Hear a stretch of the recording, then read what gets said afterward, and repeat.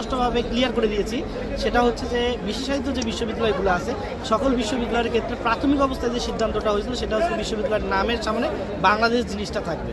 কিন্তু যখন প্রজ্ঞাপন দেওয়া হলো, প্রজ্ঞাপন দেওয়ার পরেও সেখানে দেখা গেলো যে অন্য দুটো বিশ্ববিদ্যালয়ের নামের সামনে বাংলাদেশ থাকবে, আমাদের বিশ্ববিদ্যালয়ের নামের সামনে বাংলাদেশ নেই।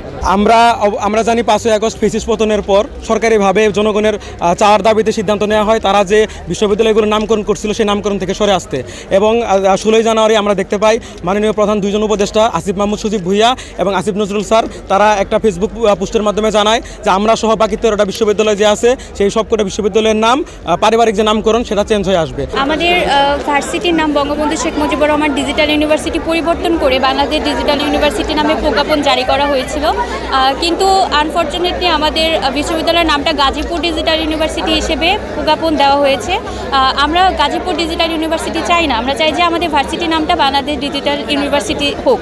কিন্তু এর পরিপ্রেক্ষিতে আমরা যখন আন্দোলন করা শুরু করি, আন্দোলনের প্রতিবাদ স্বরূপ আমরা ভার্সিটি প্রশাসনকে বলি যে আমাদের ওয়েবসাইট সহ সকল যে ফেসবুক পেজগুলো আছে সেগুলোতে যেন বাংলাদেশ ডিজিটাল ইউনিভার্সিটি রাখে, কিন্তু তারা হচ্ছে আমাদের ওয়েবসাইটটা পর্যন্ত বন্ধ করে দিয়েছে। আমাদের প্রতিবাদের যে আমাদের যে প্রতিবাদ করার যে ওয়েটা সেটা সম্পূর্ণ বন্ধ করে দিয়েছে।